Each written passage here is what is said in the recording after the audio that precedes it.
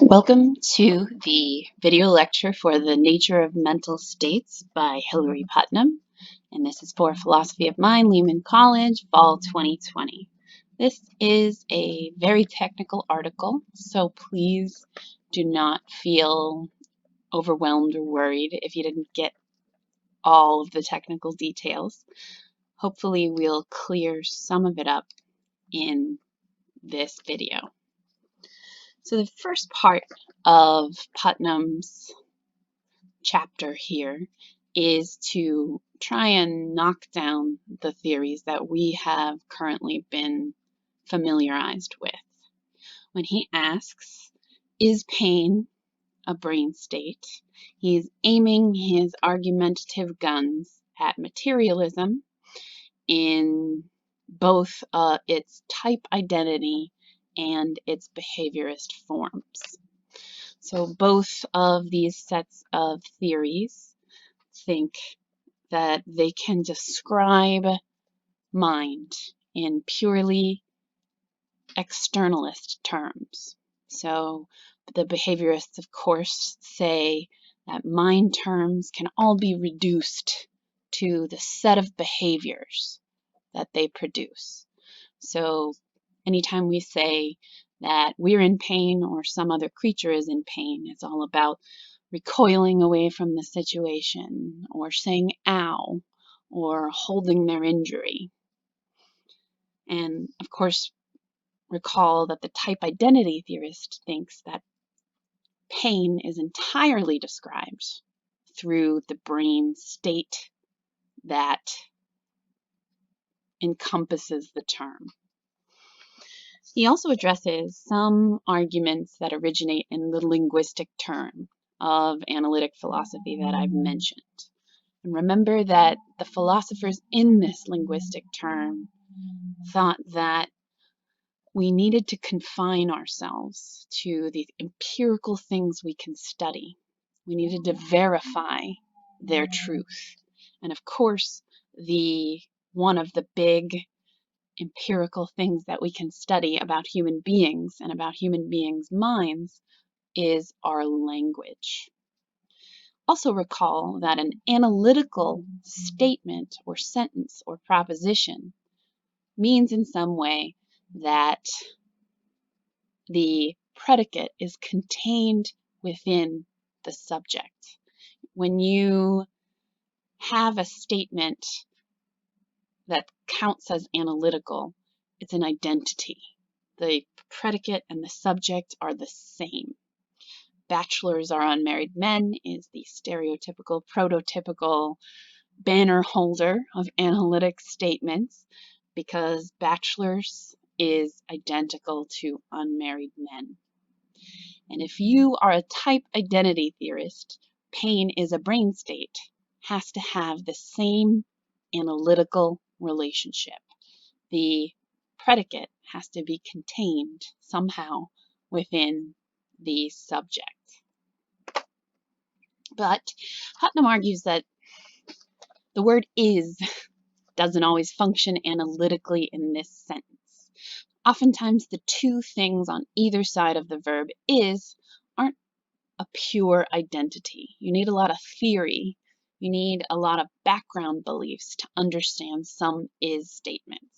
And throughout the article, he's going to use temperature as the mean molecular kinetic energy to be his banner holder or prototypical type of is statement that is not purely analytical. You, of course, need to have a whole lot of background information to understand a sentence like temperature is mean molecular kinetic energy. There's a whole set of chemistry and physics behind it. You have to understand what kinetic energy is. You have to understand what molecules are, and you have to understand how those molecules behave in any given set of space and time. You can, of course, know what temperature is without knowing the scientific definition. We all have an experiential component to what temperature is. We walk outside and we say, boy, it's hot, or boy, it's cold out here. And the analytic philosophers in the linguistic turn say that pain is brain state, pain is a brain state, is extending the meaning of pain or temperature, because not everybody knows that pain is a firing of certain fibers in your brain, or temperature is mean molecular kinetic energy. And Putnam thinks that that is crazy because the way we as human beings experience something has nothing to do with the phenomena in the world as they are. It's just true in the world that temperature is mean molecular kinetic energy, despite how we personally experience it. So we're definitely not expanding any sort of definition of a word when we talk about the scientific or objective description of it. There can be multiple concepts of temperature from different perspectives. Temperature doesn't have to be the only one. There are many other examples. Water is H2O, two hydrogen atoms and an oxygen. Lightning is electrical discharge. Genes are DNA. Humans are DNA. And light is electromagnetic radiation. These are all is descriptors that can be empirically reduced. So Putnam's going to use these kinds of examples to provide support for his functionalist account of mind in a strictly materialistic, non-dualistic kind of way. He cautions us to avoid confusing concepts of something with the thing itself. We all have concepts of temperature, as mentioned. We all have concepts of lightning, of what a human being is, of what water is, and that's experiential. That's our concept of the thing versus the thing itself. Water being composed of H2O, or lightning being composed of electrical discharge. So he says we have the concept of the thing, and then we have properties of the thing itself. Now, of course, when we understand these properties of things out in the world that we can empirically study, we have a set of cognitive tools to understand them. We have reason, we have logic, we have inference, we find patterns, we categorize. So we use those cognitive tools on what we empirically observe. And analytic philosophers thought that we have to figure out what the brain, what the mind contributes to our understanding. And the only way that we can do that is to study what we can empirically observe again, and that is language. So they try to use language to analyze what mental states could possibly be, even when those mental states are about the empirical world. So when we conceive of lightning, we have a mental state. And when we talk about lightning, we have a mental state, and we're talking about our concept of lightning. So this leads to a rather confusing end, wherein pain, since it's an internal experience, is a linguistic concept to analyze. And this is why linguistic philosophers would say, when we talk about pain being a brain state, we're mixing up what we mean by pain. When we talk about pain, we have to talk about the language we use when we are in the state of pain, not about some so-called objective description of pain as a brain state. But Putnam again says no. There's the concept of pain, and that's how we experience it. And then there's the thing itself, which is what it's composed of. We don't care about the concept of lightning when we want to know what lightning is made of. So here we come to the empirical reduction. Water is H2O is an empirical reduction. Pain is a brain state is an empirical reduction. Water seems to exist non-problematically in the material world because we observe it in a certain way. It tastes good when we're thirsty, it looks clear, etc., etc. But pain seems mysterious because it's internal. But here I had already mentioned that type theorists and behaviorists say that we're changing the meaning of pain when we talk about it as a brain state, because that's not how we experience it.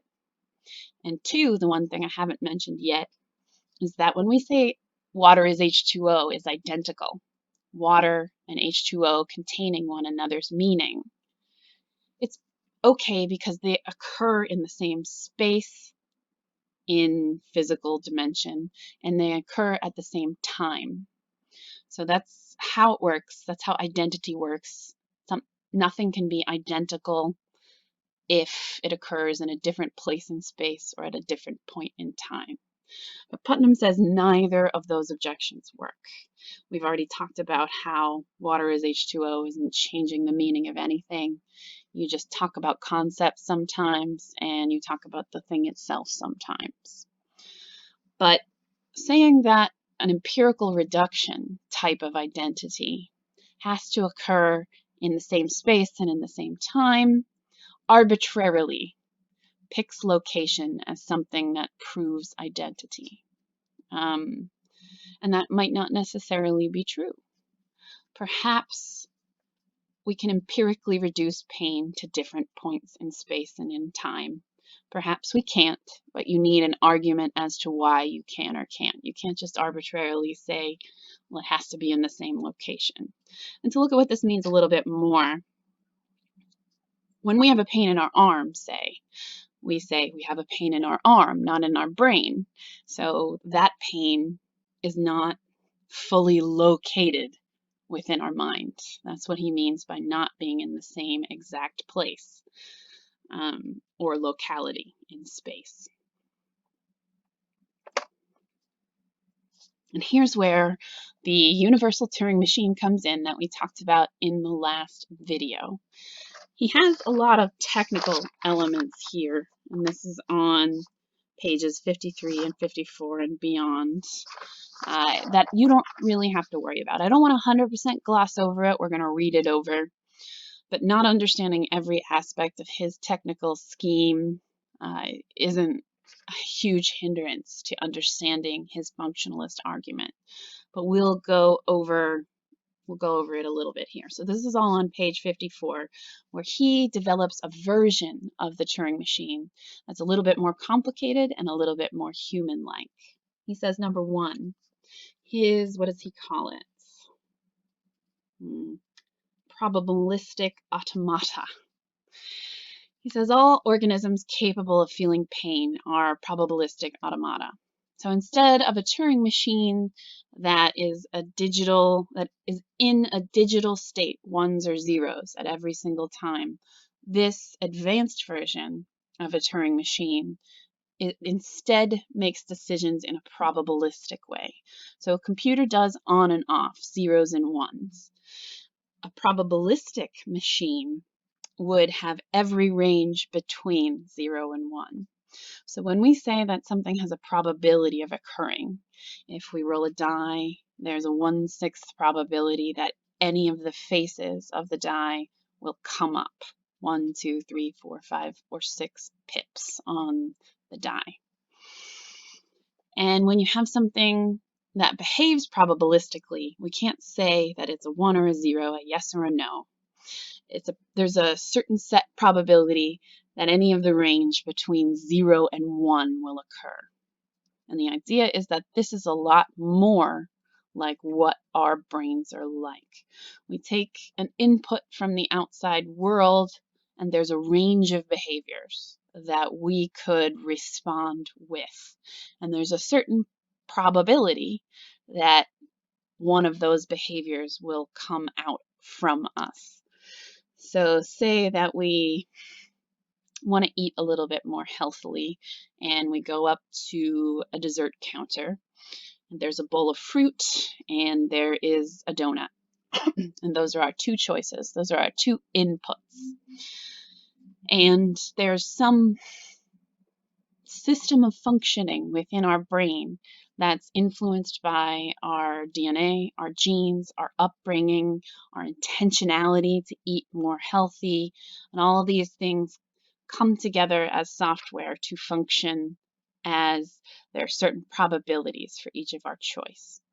Maybe we skipped breakfast and we're really hungry, and that's going to lead us toward more comfort food. Maybe we just talked to a friend about our goal to eat more healthily, and that's going to push us more toward the fruit. But the idea is that we have a range of possible behaviors, and there's a probability for each one of them. So then we get back to number 2. Every organism capable of feeling pain possesses at least one description of a certain kind, i.e., being capable of feeling pain is possessing the appropriate kind of functional organization. 3. No organism capable of feeling pain possesses a decomposition into parts which separately possess descriptions of the kind referred to in 2. Meaning that you can't say, I can only feel a pain in my finger. Pain is a concept that belongs to the system as a whole. If there was just if you cut your finger off, let's say it that way, you wouldn't be able to say that the pain feels, or the finger feels pain anymore, because it's not part of the entire system. 4. For every description of the kind referred to in 2, there exists a subset of the sensory input such that the organism with that description is in pain when and only when some of its sensory inputs are in that subset. Okay, so what does this mean? A description of a certain kind is the entire class of things, or the entire set of states that an organism can be in when they say they're feeling pain, right? So we have pain as a class, and you can have a pain in your finger, you could have a pain in your foot, you could have a headache, you could have psychological pain. I don't know if he's actually including psychological pain in this. Maybe we should just stick to physical pain. You could have internal pains in your stomach or your chest. And this description is meant to capture every single thing that could possibly fall under that umbrella.